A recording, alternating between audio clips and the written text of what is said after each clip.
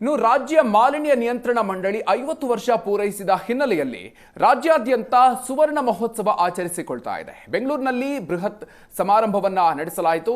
ಕರ್ನಾಟಕ ರಾಜ್ಯ ಮಾಲಿನ್ಯ ನಿಯಂತ್ರಣ ಮಂಡಳಿ ಅಧ್ಯಕ್ಷರಾದ PM ನರೇಂದ್ರ ಸ್ವಾಮಿ ನೇತೃತ್ವದಲ್ಲಿ ಈ ಒಂದು ಕಾರ್ಯಕ್ರಮ ನಡೆಯಿತು. ಬೆಂಗಳೂರಿನ ಅರಮನೆ ಮೈದಾನದಲ್ಲಿ ನಡೆದಂತಹ ಸಮಾರೋಪ ಸಮಾರಂಭವನ್ನ CM ಸಿದ್ದರಾಮಯ್ಯ ಉದ್ಘಾಟನೆ ಮಾಡಿದ್ರು. ಅರಣ್ಯ ಸಚಿವ ಈಶ್ವರ್ ಖಂಡ್ರೆ ಕಾರ್ಯಕ್ರಮದ ಅಧ್ಯಕ್ಷತೆಯನ್ನ ವಹಿಸಿದ್ರು.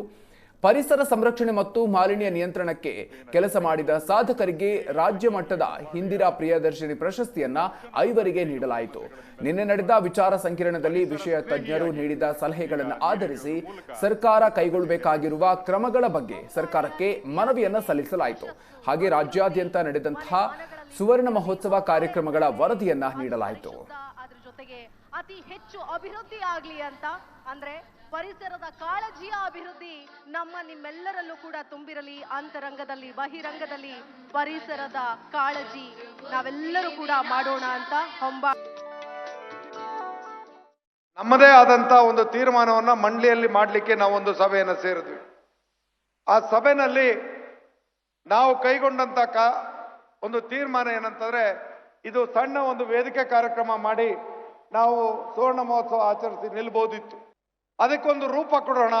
ಇಡೀ ರಾಜ್ಯದಲ್ಲಿ ನಮ್ಮ ಮಂಡಳಿ ಜನರ ಜೊತೆನಲ್ಲಿದೆ.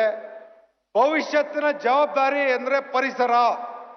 ಆ ಪರಿಸರದ ಜಾಗೃತಿಯನ್ನು ನಾವು ಜನತೆಗೆ ಮಾಡಲಿಲ್ಲ ಅಂತಂದ್ರೆ ನಾವು ಬರೀ ಒಂದು ಅನುಮೋದನೆ ನೀಡ್ತಕ್ಕಂಥದ್ದು, ಕಾಯ್ದೆಯನ್ನ ಜಾರಿ ಕೊಡ್ತಕ್ಕಂಥದ್ದು ಇಷ್ಟಕ್ಕೆ ಮಾತ್ರ ಸೀಮಿತ ಆಗ್ತೀವಿ.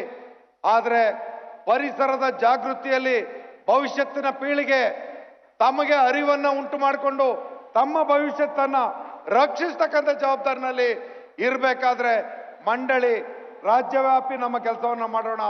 ಆ ಜನರ ಬಳಿಗೆ ಹೋಗೋಣ, ವಿದ್ಯಾರ್ಥಿಗಳ ಬಳಿಗೆ ಹೋಗೋಣ, ಪರಿಸರವಾದಿಗಳ ಬಳಿಗೆ ಹೋಗೋಣ.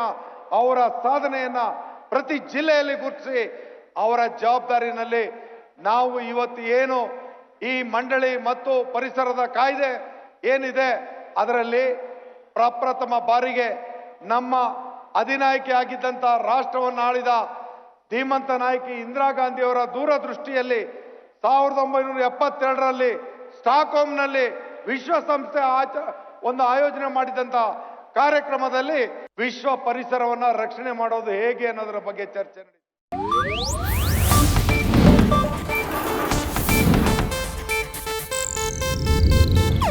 ಇದು ಏಷ್ಯಾನೆಟ್ ನ್ಯೂಸ್ ನೆಟ್ವರ್ಕ್ ಪ್ರಸ್ತುತಿ.